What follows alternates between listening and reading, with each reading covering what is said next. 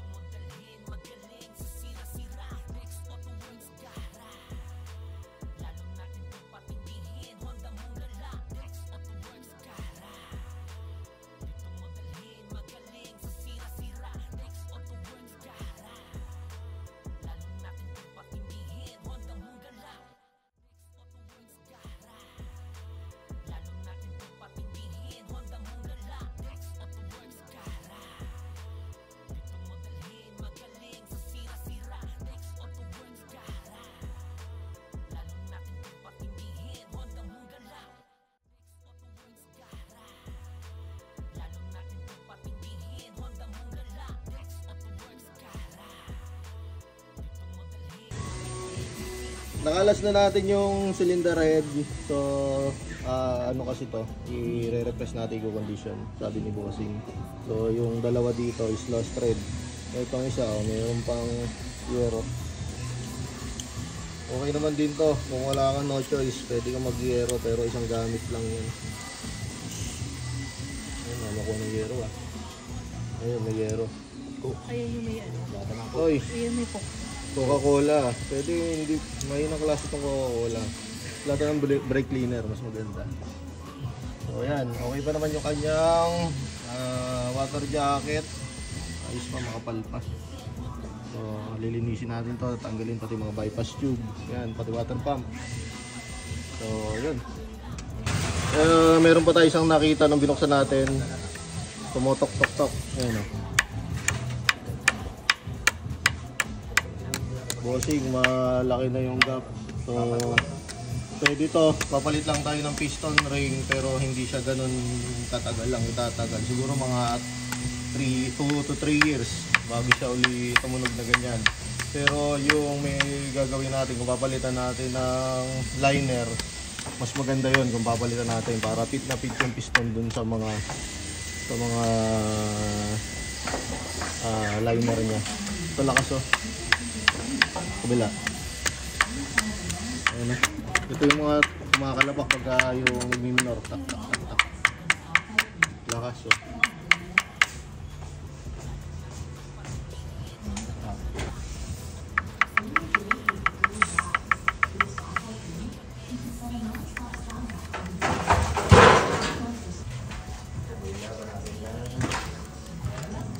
Mayroon yung lakas din. Ito.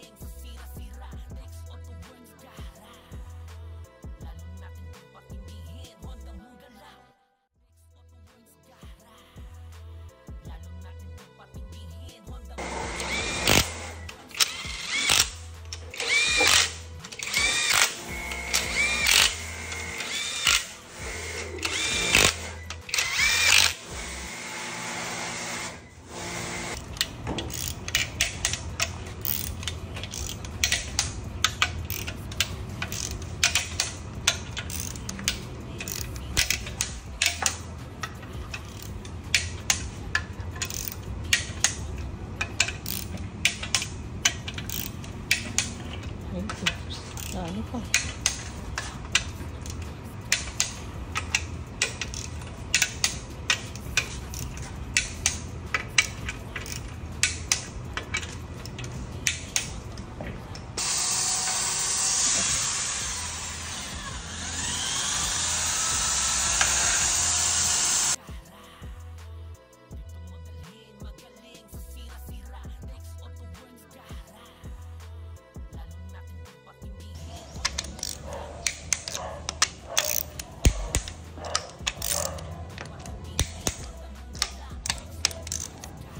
Pero pag pipihitin mo yan ng tansyameter lang, malambot pa yan.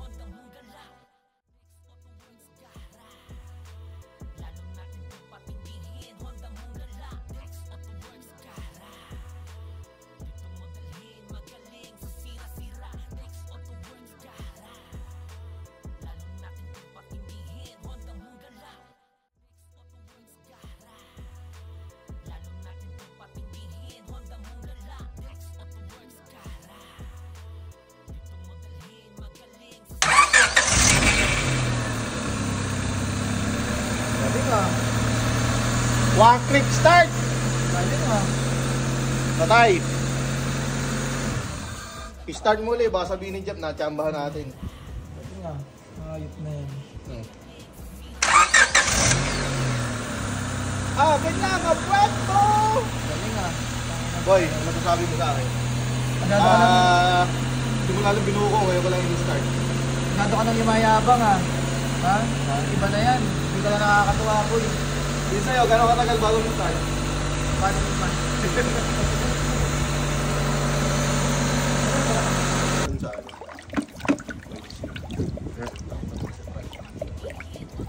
Pwede mo, palit yun eh.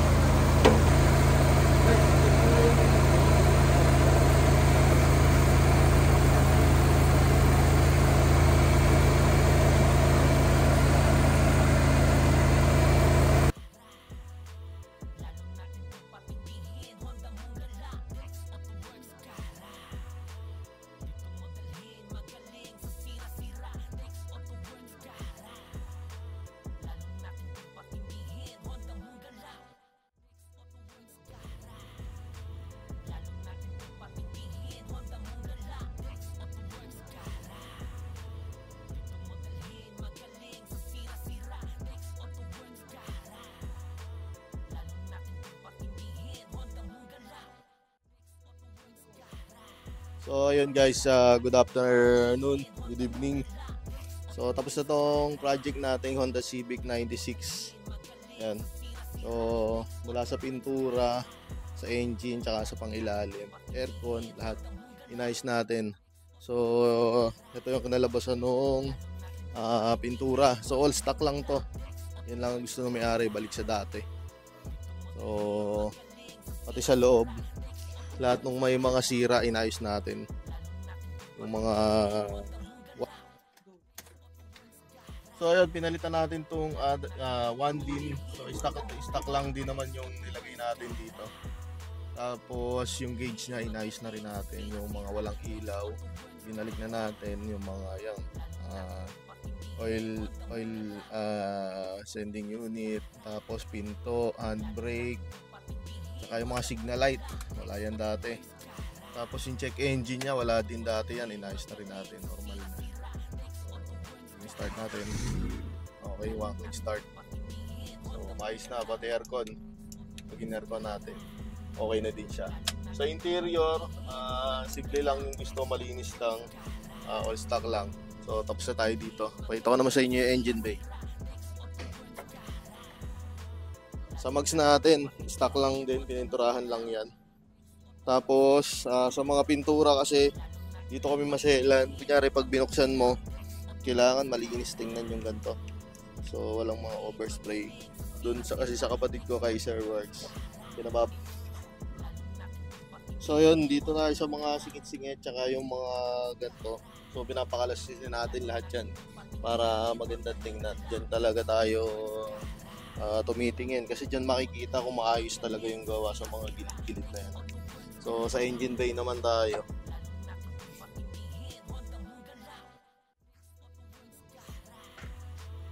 So dito sa harap makikita nyo stock lunk lang talaga na bigote o EM chin, stock grill, tapos yung headlight pinalitan lang ng kasama yan sa nabili nating kit nung nagpalit tayo ng bumper. So dito tayo sa engine bay. So yan sa engine bay, stock rin naman, tapos nag semi wire tack lang tayo dyan, tapos lahat ng mga tornilyo is bago, brand new talaga yan. Tapos sa valve cover pininturahan lang natin, tsaka engine bay. So nirebuild din pala natin to, kaya pinong-pino rin yung under nito. Yan, napakatay ko lang, kagalaw-galaw yung makina. Tapos nag long radiator tayo dito, tsaka long condenser para malamig yung aircon ng kotse, para yung gagamit nito kahit tanghali gamitin hindi mainit. So yan, pinapabalik lang natin sa mga stock look, yung mga stickers, airbox, tapos lahat ng mga pwedeng gamitin ginamit natin. So yan, nag-automatic yung pan natin, naka-automatic din lahat yan. So yun, okay na tong Honda Civic nating 96 model. Release natin tomorrow. Thank you.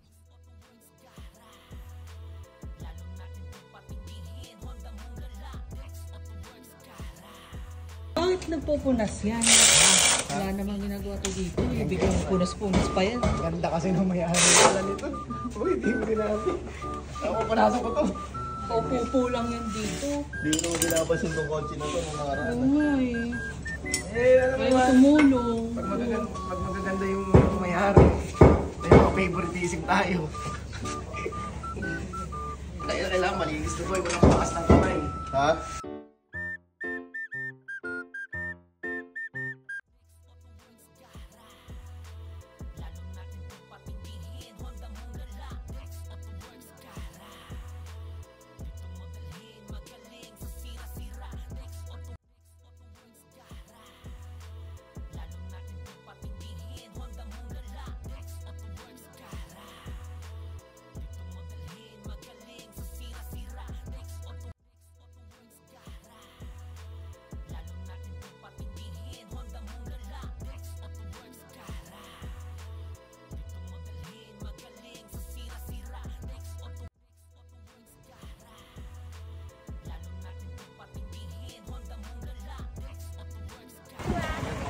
Thank you po, ingat.